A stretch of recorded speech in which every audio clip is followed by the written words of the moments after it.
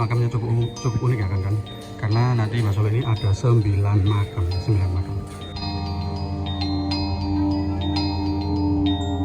Ada 9 makam, 1, 2, 3, 4, 5, 6, 7, 8, 9. Saat itu juga Mbah Soleh hidup kembali kan, hidup kembali terlihat di lagi membersihkan masjid atau menyapu-nyapu masjid ya.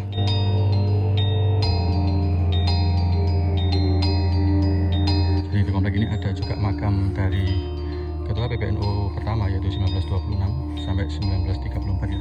Dan juga ada Kiai Haji Mas Mansur atau Ketua Pimpinan Muhammadiyah keempat. Jadi ini adalah makam dari Ketua PBNU pertama, Kiai Haji Hasan Kipo.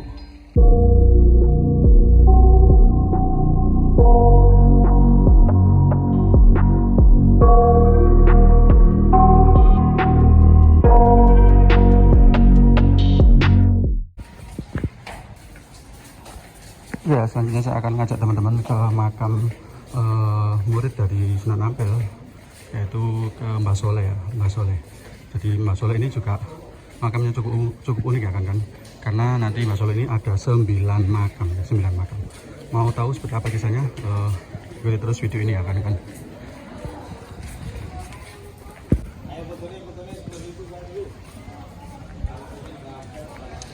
Jadi makam Mbah Soleh ini agak sedikit jauh ya dari komplek makam Sunan Ampel ataupun Mbah Sondaji atau Modola. Jadi ini berada di sebelahnya Masjid Sunan Ampel ya.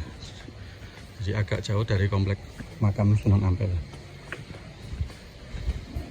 Iya kan, makam dari Mbah Soleh. Nanti akan saya ceritakan gimana kisah dari Mbah Soleh. Nah, ini adalah makam dari Mbah Soleh.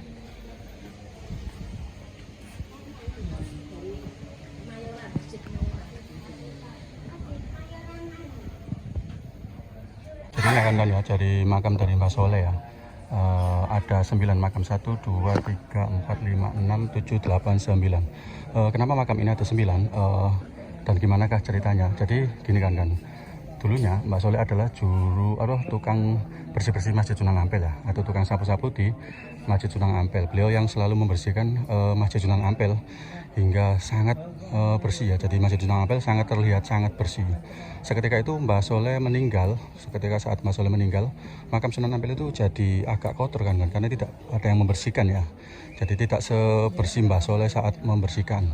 Dan saat itu atau Sunan Ampel berandai-andai atau mengucapkan andai aja ada Mbah Soleh, pasti Masjid Ampel ini masih terlihat bersih. Saat itu juga Mbah Soleh hidup kembali kan, hidup kembali terlihat di lagi membersihkan masjid atau menyapu-nyapu masjid ya. Begitu setelah meninggal lagi, Sunan Ampel mengucapkan lagi, andai aja Mbah Soleh ini masih hidup, pasti Masjid Ampel ini akan bersih.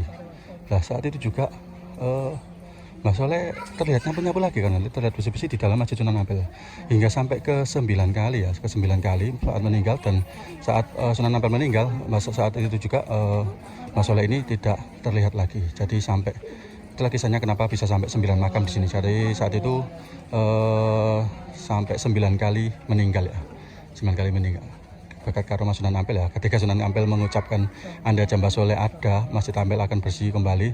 Saat itu juga Mbah Soleh terlihat hidup dan menyapu-nyapu atau membersihkan Masjid Ampel. Sanggup karomah sesuatu luar biasa ya dari Sunan Ampel kan, dan juga Mbah Soleh.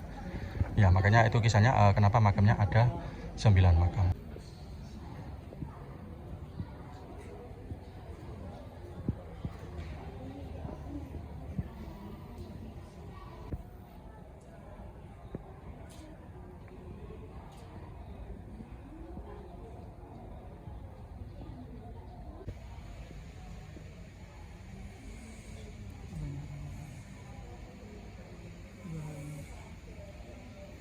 Jadi di dekat makam dari Mbah Soleh ini terdapat makam dari Kiai Haji Hasan Kipo ya, atau Ketua PBNU untuk pertama kalinya. Jadi nggak jauh dari komplek makam Mbah Soleh ini ya.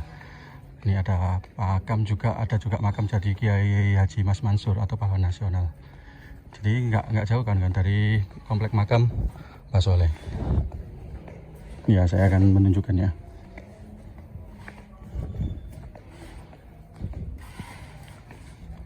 Jadi di komplek ini ada juga makam dari ketua PBNU pertama yaitu 1926 sampai 1934 ya. Dan juga ada Kiai Haji Mas Mansur atau ketua pimpinan Muhammadiyah keempat. Ini jadi makamnya di sini kan, saya tunjukkan ya. Jadi ini mau ke komplek makamnya. Bentar, saya mungkin dari sini nggak kelihatan ya.